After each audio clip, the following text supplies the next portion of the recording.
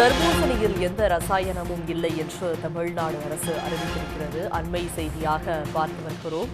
தர்பூசணி பழங்களை ஆய்வு செய்ததில் அதில் எந்த ரசாயனமும் இல்லை என்று தமிழ்நாடு அரசு உயர்நீதிமன்றத்தில் தகவல் தெரிவித்திருக்கிறது. இது பற்றிய விரிவான விவரங்களோடு இணைக்கிறார் செய்தியாளர் ரமேஷ்குமார். விவரங்கள். தமிழகத்துல தர்பூசணி பழங்களுடைய நிறத்துக்கும் சுவைக்கும் ஊசி மூலியமா அந்த ரசாயனம் செலுத்தப்படுவதாக கூறி மக்கள் மத்தியில அச்சத்தை ஏற்படுத்தியதாகவும், இது தொடர்பா உணவு பாதுகாப்புத்துறை அதிகாரி மீது உரிய நடவடிக்கை எடுக்க கோரிதான் செங்கல்பட்டு விவசாய நல சங்கத்தினுடைய தலைவர் வெங்கடேசன் என்பவர் சென்னை உயர்நீதிமன்றத்துல வழக்கு ஒன்றை தாக்கல் செய்திருந்தார். அந்த வழக்குல அதிகாரிகள் வேண்டுமென்றே பொதுமக்களிடையே தவறான பிரச்சாரத்தை பரப்பியதனால தர்பூசணி விற்பனை கடுமையாக பாதிக்கப்பட்டுள்ளதாகவும் விவசாயிகளுக்கு பாதிப்பு ஏற்பட்டுள்ளதாகவும் அவர் தெரிவித்திருந்தார்.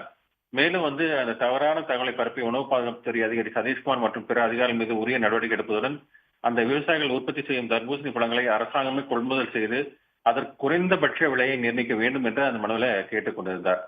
இந்த வழக்கு தான் நீதிபதி பரத சக்கரவர்த்தி முன்பு விசாரணைக்கு வந்தபோது தமிழக அரசு தரப்பில் ஆஜரான வழக்கறிஞர் தமிழகத்துல பல்வேறு இடங்கள்ல தர்பூசணி பழங்களை ஆய்வு செய்ததில்ல எந்த ரசாயனமும் செலுத்தப்படவில்லை என கண்டறியப்பட்டதாகவும், அதன் அடிப்படையில பொதுமக்கள் மத்தியில விழிப்புணர்வு ஏற்படுத்தப்பட்டு வருவதாகவும் அவர் விளக்கம் அளித்தார். இதை பதிவு செய்து கொண்ட நீதிபதி மனுதாரர் கூறும் குற்றச்சாட்டுக்கு குறித்த விளக்கம் அளிக்கும்படி உணவு பாதுகாப்புத்துறை அதிகாரி சதீஷ்குமார் உத்தரவிட்டு அந்த வழக்கு விசாரணை ஜூன் 9ஆம் தேதிக்கு ஒத்திவைத்திருக்கிறார். மேலும் அந்த தர்பூசணி விவசாயிகளுக்கு ஏற்பட்டுள்ள பாதிப்பை ஈடுகட்டும் வகையில தர்பூசணி பழங்கள்ல எந்த ரசாயன மருந்தும் சேர்க்கப்படவில்லை என்று மக்கள் மத்தியில விழிப்புணர்வு ஏற்படுத்தும் வகையில அனைத்து ஊடகங்களையும் விளம்பரம் கொடுக்க வேண்டும் என்றும் தமிழக அரசுக்கு அவர் கேட்டுக் கொண்டிருக்கிறார். உடனுக்குடன் செய்திகளை தெரிந்து கொள்ள சன் நியூஸ் பெல் ஐகானை கிளிக் பண்ணுங்க.